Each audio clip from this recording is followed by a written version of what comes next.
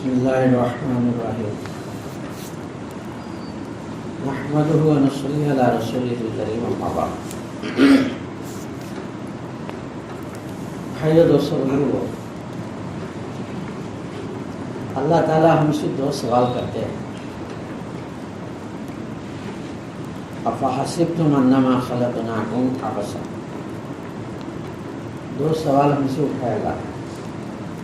ایک سوال، کیا ہم نے تم کو یوں ہی بیکار پیدا کیا ہے؟ اور دوسرا سوال، کیا تم ہمارے پاس نہیں لوٹائے جائے؟ اللہ ذی خلق الموت والحیات، موت اور حیات یہ پیدا کرنے والے کے ہاتھ میں ہے، مخلوق کے ہاتھ میں نہیں۔ جس نے ہمیں دنیا میں بھیجا ہے پھر اسی کی طرف واپس لوٹنا ہے۔ انسان آیا کہاں سے اور جانا کہاں، یہ ہمیں دیکھنا ہے۔ دنیا میں ہمیشہ کے لیے نہیں آیا انسان۔ اللہ یہ کہے ہے، جب تم چیزیں بنا رہے بیکار نہیں بنا رہے۔ آج تک انسان بنانے کے چیزیں بیکار نہ بنایا ہے نہ بنائے گا۔ جب انسان بنانے کی چیزیں بیکار نہیں بنایا تو پھر اللہ تعالیٰ بھی کہتے ہیں کہ کل کائنات، اس میں ہمیں کون سی چیز ہم بیکار بنائیں؟ فَبِأَيِّ آلَاءِ رَبِّكُمَا تُكَذِّبَانِ، کون سی نعمت کو تم انکار کر سکتے میری؟ کسی چیز کو اللہ نے بیکار نہیں بنایا، ہر چیز بنی ایک مقصد کے لیے۔ انسان بنانے کی چیزیں بھی ایک مقصد کے لیے۔ کپڑا بنایا انسان پہننے کے لیے، گھڑی بنائے تو وقت دیکھنے کے لیے، سائیکل موٹر سائیکل بنائے تو اس پہ سوار ہو کے ایک جگہ سے دوسری جگہ پہ جانے کے لیے۔ ہر چیز بنی ایک مقصد کے لیے۔ اور اسی طرح اللہ تعالیٰ نے یہ سب کچھ جو بنایا وہ ایک مقصد ہے، اور ہم کو بھی بنایا ایک مقصد ہے۔ اللہ تعالیٰ کو کسی چیز کی ضرورت نہیں، یہ سب ہمارے لیے بنایا۔ ابن آدم، یہ سب تیرے لیے اور تو میرے لیے۔ ابن آدم، تیرے اوپر میری عبادت کرنا لازم ہے، اور میرے اوپر تیری روزی دینا لازم ہے، لیکن تو میری عبادت میں کمی کرتا ہے، لیکن تیری روزی دینے میں میں نے کبھی کمی نہیں کیا۔ ایسے اللہ کہ ہمیں یہ کہہ رہے کہ ہم نے تمہیں بیکار نہیں بنایا۔ دوسرا، تم ہمارے پاس نہیں لوٹائے جائیں گے، کیا بول رہے اللہ؟ مر جاتے مسئلہ ختم ہو جاتا، مرنے کے بعد پھر موت نہیں۔ لوگ تمنا کریں گے ہم مر جائے، مٹی میں مل جائے، لیکن یہ ہو نہیں سکے گا۔ انسانوں کا خیال، اس لیے قرآن کی سب سے جو آخری آیت ہے، من الجنت والناس، مسلمانوں کو، انسانوں کو بھٹکانے کے لیے دو لائن ہے، من الجنت والناس، کچھ انسانی شکل میں، کچھ جناتی شکل میں، شیاطین شکل میں۔ اور وہ یہ کہتے ہیں، انسانی شکل میں بولنے والے بولیں گے کہ مرنے کے بعد کوئی زندگی نہیں۔ جناتی شکل میں، شیاطین شکل میں دل میں وسوسے ڈالتے ہیں۔ کون دیکھا ہے مرنے کے بعد؟ لوگ مر کے ہڈیاں بھی ختم ہو گئے۔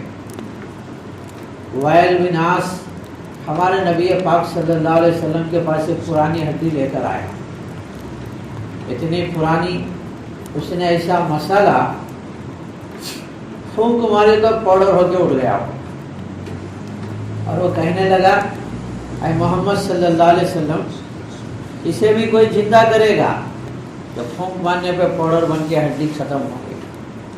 تو اللہ کے نبی صلی اللہ علیہ وسلم فرمائے اللہ اسے بھی زندہ کریں گے اور تجھے بھی زندہ کریں گے اور تجھے جہنم کا مزہ چکھائیں گے. دنیا میں بہت سے لوگ آئے ہم تمہاری زندگیاں بنائیں گے بگڑیاں بنائیں گے ہم تمہارے خدا لوگ ماننے والے مان رہے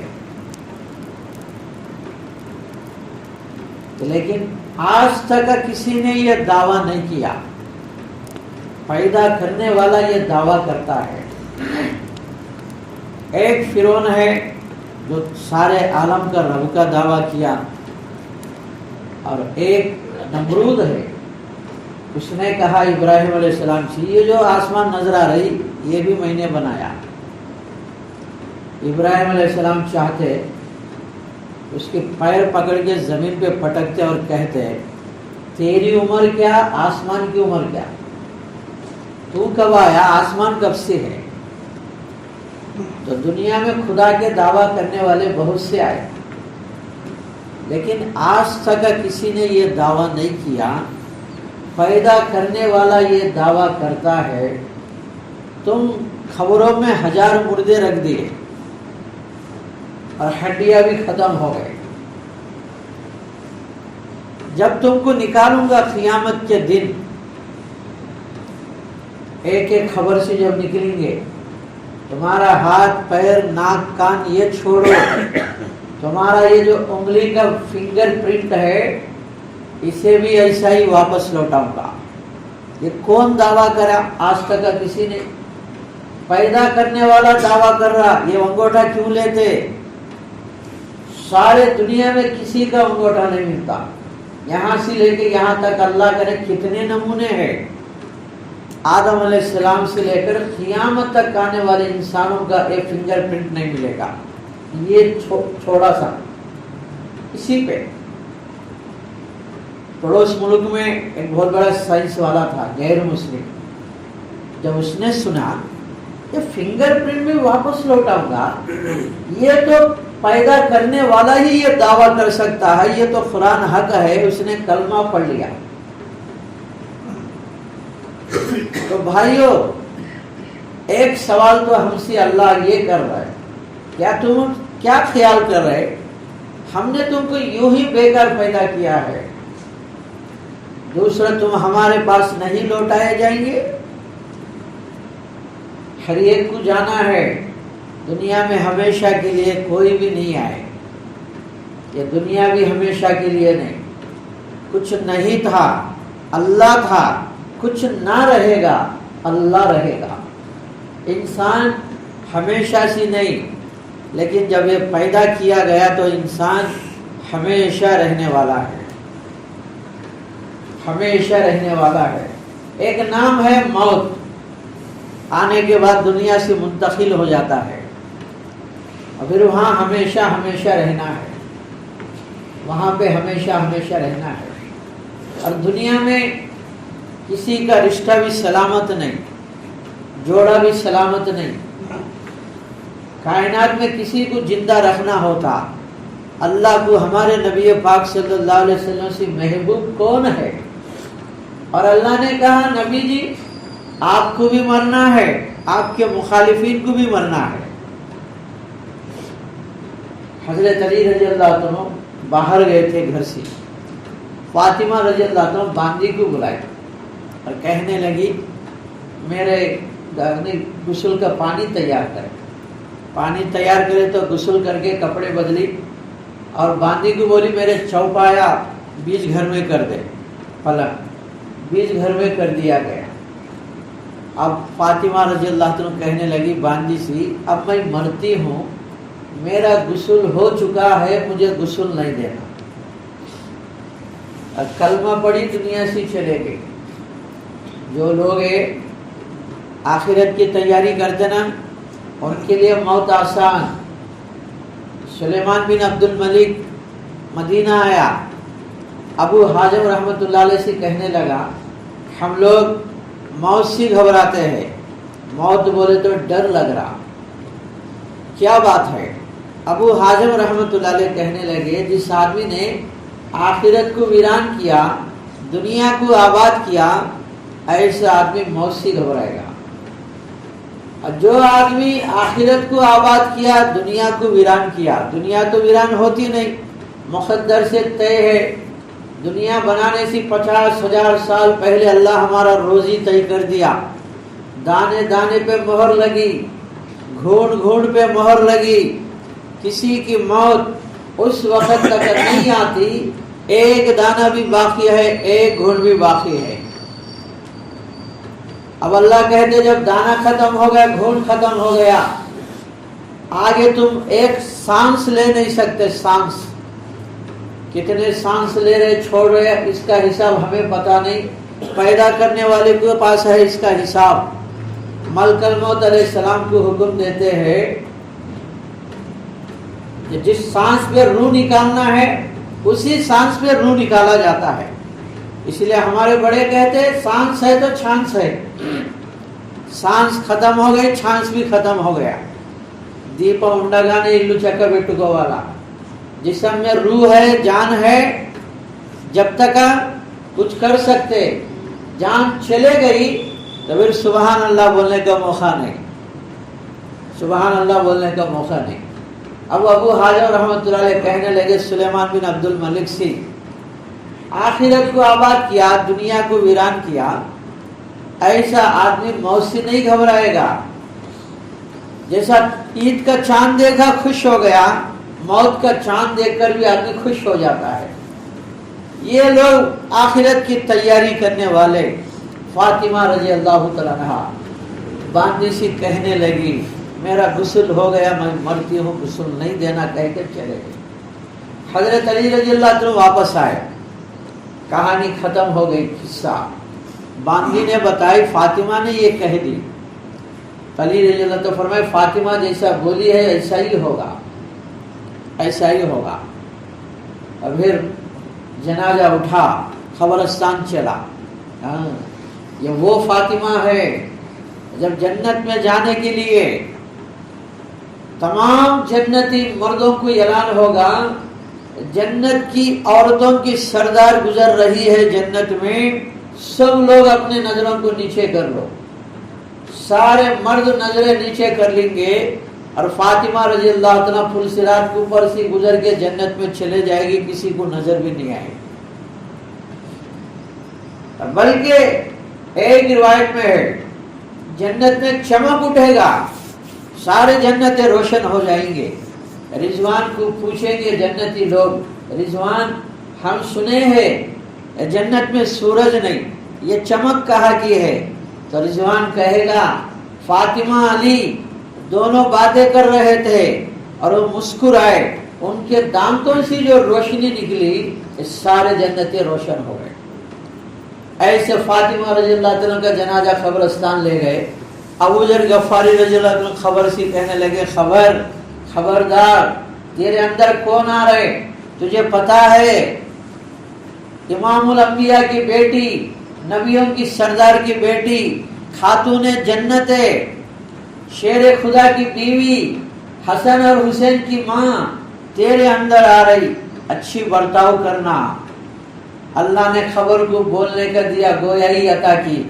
خبر میں سی آواز آنے لگی، آنے والے کون، کس کی بیٹی، کس کی بیوی، کس کی ماں، یہ دیکھا نہیں جائے گا، جیسا امان لے کے آئیں گے ویسا برتاؤ کیا جائے گا، جیسا امان لے کے آئیں گے ویسا برتاؤ کیا جائے گا۔ عمل کا موقع، عمل کا میدان یہ موت سے پہلے ہے۔ جیسا دنیا دار الاسباب ہے اور اسی طرح دنیا دار العمل بھی ہے، آخرت دار العمل نہیں، آخرت دار الجزا اور سزا ہے۔ تو فاطمہ رضی اللہ عنہ کو دفن کرنے کے بعد ایک سناٹا قبرستان میں چھایا جنت البقیع میں۔ حضرت علی رضی اللہ عنہ آواز لگائے یا فاطمہ یا فاطمہ، کوئی جواب نہیں۔ تو کہنے لگے علی رضی اللہ عنہ فاطمہ کو کیا ہوا؟ جب میں گھر پہ آتا میری آواز پہ جاگی رہتی، لبیک کہتی تھی، اور سوئی رہتی لبیک کہہ کے اٹھ کے آتی تھی. آج فاطمہ کو کیا ہو گیا؟ حضرت علی رضی اللہ عنہ کہنے لگے آج سے یہ راز، یہ بات میرے اوپر کھل گیا، یہاں کسی کا جوڑا سلامت نہیں، کسی کا رشتہ بھی سلامت نہیں، کسی کا جوڑا بھی سلامت نہیں، کسی کا رشتہ بھی سلامت نہیں. بھائیو، ہمیشہ رہنے کے لیے دنیا میں نہیں آئے. آج تک کسی نے دنیا میں خدا اللہ کو انکار کرنے والے آئے، کتابوں کو انکار کرنے والے آئے، نبیوں کو انکار کرنے والے آئے، لیکن آج تک کسی نے موت کو انکار نہیں کرے. ہر ایک کو پوچھا جائے بھائی مرنا ہے؟ نہیں مرنا ہے، لیکن اعمال ایسا کرے گا مجھے تو یہاں ہمیشہ رہنا ہے. وجہ کیا ہے؟ ہر کوئی موت کو انکار نہیں کیا. انکار کرے موت کے بعد ایک زندگی آنے والی ہے، اسے انکار کر دیے. موت حیات اوپر والے کے ہاتھ میں ہے. پہلا ہمیں آنا نہیں چاہتے، ہمیں پتہ ہی نہیں. جب دنیا میں آئے آنکھ کھل گئی، دنیا سے دل لگ گیا، کوئی جانا نہیں چاہتے. اچانک اللہ کی طرف سے بلاؤ آتا ہے اور چلے جاتے ہیں. کیسے کیسے جوان چلے گئے، بچے چلے گئے، بوڑھے لوگ بھی چلے جا رہے. ہمیشہ رہنے کے لیے نہیں، ہمیشہ رہنے کے لیے نہیں. اسی لیے کیا کہا گیا؟ مولانا اشرف علی تھانوی رحمۃ اللہ علیہ فرمائے بچپن نے برسوں نے کھلایا، جوانی نے مجنوں بنایا، بڑھاپے نے آ کے ستایا، ازل نے آ کے صفائی کرایا. یہ دنیا دل لگانے کی جگہ نہیں، یہ تو عبرت حاصل کرنے کی جگہ ہے. یہ کوئی کھیل تماشا نہیں. بولے بچپن نے برسوں نے کھلایا اور جوانی نے بڑھاپا، یعنی جوانی ایک دیوانی مجنوں بنایا، بڑھاپے نے آ کے ستایا. بڑھاپے کا عمر شیطان یہ سمجھاتا ہے ارے ابھی کیا ضرورت ہے مسجد کو جانے کی، تسبیح پکڑنے کی، آگے تیری بڑی لمبی عمر ہے. جب جائے گا کتنے لوگوں کی زبانوں سے سنتے، ہم گشتوں میں جاتے، ملاقاتوں میں کرتے، کتنے لوگوں سے. ہمارے شہر میں ماجلے میں ایک ٹنٹ ہو گیا اس کا، ہم اس کو تشکیل کرنے کے لیے گئے. اس کی ماں آگے کہنے لگی ابھی کیا ضرورت ہے اسے مسجد کو آنے کی، تسبیح پکڑنے کی، اس کی عمر تو بہت لمبی ہے. بول رہی ماں بول رہی تو کتنے لوگ ایسا خیال کرتے ہیں، کتنے لوگ ہیں. اور کتنے لوگوں کے زبانوں سے سنے جب بڑھاپے نے آ کے ستایا. یہی ہم ریپلے کے علاقے میں پھر رہے تھے اور گش میں گئے، ایک بوڑھے میاں کہنے لگا کیا کروں، کمر بھی نہیں جھک رہا، گڑیے بھی نہیں نمڑ رہے. گھٹنے بھی جواب دے دیے، کمر بھی جواب دے دیا. جوانی میں تو یہ حال ہے، بڑھاپے میں ستایا گیا. ازل کے معنی، ازل نے آ کے صفائی کرایا. ازل کے معنی موت ہے، موت آ گئی، زندگی صاف ہو گئی. یہ دنیا دل لگانے کی جگہ نہیں، یہ عبرت حاصل کرنے کی جگہ ہے. یہ کوئی کھیل تماشا نہیں کہا گیا. اسی لیے دنیا کے بارے میں کیا کہا گیا؟ متاع الغرور، یہ دنیا دھوکے کا گھر ہے. یہ دنیا کی ساری حیثیتیں مکڑی کا جالا ہے اور مچھر کا پر ہے. اللہ کے نظروں میں مچھر کے پر کے برابر نہیں ہے دنیا. ساری دنیا کی طاقتیں مکڑی کے جالے سے بھی کم حیثیت ہے اللہ کے نظروں میں. تو اسی لیے میرے بھائیوں آواز لگ رہی، نکلو اللہ کے راستے میں نکلو. کیا ضرورت تھی بیوی بچوں کو چھڑانے کی، کاروبار کو چھڑانے کی؟ جب آدمی حضرت جی رحمت اللہ علیہ فرمائے جب آدمی اپنے آپ کو چیزوں سے ہٹا کے اللہ کے راستے میں ڈالتا ہے، سب سے پہلا ایمان ملے گا. جب ایمان ملے گا زندگی میں اعمال آئیں گے. جب اعمال آئیں گے اللہ کے طرف سے چین، سکون، راحت، عزت کی زندگی دنیا میں بھی عطا کریں گے اور آخرت میں بھی عطا کریں گے. اللہ کے راستے میں جانے پہ آدمی کو احساس ہوگا کیونکہ دھوکہ دو وقت کھلتا ہے، ایک موت کے وقت میں، دوسرا اللہ کے راستے میں جانے میں. موت کے وقت پہ جو دھوکہ کھلے گا اور کہنے لگے ربنا ابصرنا سمعنا واطعنا، مرنے والے جانے والے کہتے یا اللہ دیکھ لیا سن لیا، دھوکہ ہمارا کھل گیا، دوبارہ دنیا میں بھیج دے، جیسا تو چاہتا ہے ایسے ہم زندگی گزاریں گے. اللہ کہیں گے کلا، ہرگز نہیں، انسان کو ایک ہی زندگی ہے، دوسری زندگی نہیں. اور ایک دوسرا دھوکہ اللہ کے راستے میں نکلنے پہ کھلتا ہے. آدمی بیمار ہے, ڈاکٹر کے پاس گئے تو ایکس رے نکال کے بتا ہے تیرے اندر کیا بیماریاں ہے. اللہ کے راستے میں نکلنے پہ روحانی ایکسرا سامنے آتا ہے, تیرا یقین کتنا بگڑا اور نماز کی کیا حالت ہے, جہالت کتنی ہے, غفلت کتنی ہے, اخلاق کتنے بگڑے ہوئے ہیں, اغراض کتنے ہیں تیرے اندر ہے, جان اور مال کہاں لگ رہا. اسی لیے میاں جی مہرا صاحب رحمۃ اللہ علیہ فرمائیں آج انسان جان اور مال اپنا سمجھ کے دھوکے میں پڑا ہوا ہے. یہ اپنا نہیں ہے, ہم بک چکے ہیں. اللہ نے جنت کے بدلے میں بھائیوں خرید چکا ہے, امانت کے طور پر ہمیں دیا. جان بھی امانت ہے, مال بھی امانت ہے. اپنا سمجھ کے دھوکے میں پڑے. ایک آدمی صبح سے لے کے شام تک رکشہ کھندلتا ہے, پیسے کماتا ہے, شراب کی دکان میں گھستا ہے, اور پوچھنے والے ارے پیسے بیکار کر رہا ہے. وہ کہنے لگا میرا پیسہ میری مرضی. خادی صاحب اور لاکھوں روپے بیٹی کی شادی میں ڈیکوریشن میں فیشن میں لگا دیے. پوچھا گیا اتنے پیسہ تم بیکار کر رہے, تو خادی صاحب بھی کہیں گے میرا پیسہ ہے میری مرضی ہے. یہ اللہ کے راستے میں نکلنے پہ پتا چلے گا کہ کس کا جان ہے کس کا مال ہے. یہ احساس اللہ کے راستے میں ہوگا. اسی لیے آواز لگ رہی 100 سال سے, نکلو اللہ کے راستے میں, نکلو اللہ کے راستے میں. اسی لیے بھائیوں ہر ساتھی نیت کرو اللہ کے راستے میں نکلنے کی. نکلیں گے کون کون نکلیں گے؟ کب تک نکلتے رہیں گے؟ موت تک نکلتے رہیں گے. اور ہر سال نکلتے رہنا, ہر مہینہ نکلتے رہنا. ہمیشہ کے واسطے نہیں, یاد رکھو ہمیشہ نہیں نکلنا بھی بچوں کو چھوڑ کے, کیونکہ اس امت میں رہبانیت سنیاسم کرنے کا نہیں ہے. اس امت میں سال میں ایک مرتبہ, سال میں. اس لیے حضرت جی رحمت اللہ علیہ فرمائے زیادہ جوش بھی ٹھیک نہیں بولے. اتنا جوش میں آ گئے, کہنے لگے دکان نوکری چھوڑ ڈالوں گا, مکان بیچ ڈالوں گا, بیوی کو بیوہ خانے میں, بچوں کی یتیم خانے میں ہمیشہ کے لیے تیار بولا. یہ بھی ٹھیک نہیں بولے. اب اتنا ہوش میں ہے 4 مہینے نہیں لگا رہے, یہ بھی ٹھیک نہیں بولے. اسی لیے بھائیو آدمی دیکھو, آدمی جیسا بیان سنا جوش میں آگا, نام لکھ لو میرا بولا, 4 مہینے کے بعد سے لکھ لو بولا. گھر جا کے دروازہ مارا, دروازہ کھولو بول کے, گھر والی کھولی. 4 مہینے جانے کے بعد سے نام لکھایا میں نے. گھر والی بولی یہ گھر کا کرایہ, بچوں کا فیس, دکان کا, یہ سب کون دیکھیں گے؟ اب ٹھنڈا پڑ گیا, اب نہیں بعد میں جاتا بول کے لکھایا میں نے. ماں باپ کو بولے تو ماں باپ بولے یہی سکھائے تمہارے تبلیغ والوں نے, بوڑھے ماں باپ کو چھوڑ کے جاؤ بول کے. ابھی نہیں, بعد میں بولا میں. اتنے میں آیا سعودی سی ویزا. اب گھر والی بولے اب ویزا آیا ہے کینسل کر دیتا ہوں. نہیں جاؤ, یہ سب کون دیکھے گا, میرا بھائی دیکھ لیتا. اب وہ بوڑھے ماں باپ بول رہے نہیں بیٹا ہم کیسا بھی مریں گے, تو جا. وہ سمجھ میں آیا, یہ سمجھ میں نہیں آیا آج امت کو.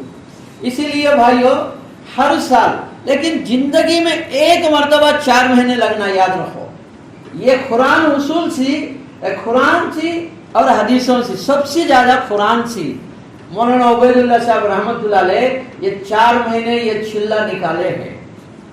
اللہ نے ہمارے بڑوں کے سینوں پہ 4 مہینے کا کیا ہے. ماں کے پیٹ میں بچے کو اللہ جو بناتے ہیں وہ 40 دن ہے. پہلا 40 دن میں گوشت کا لوتھڑا بناتے ہیں ماں کے پیٹ میں بچے کو.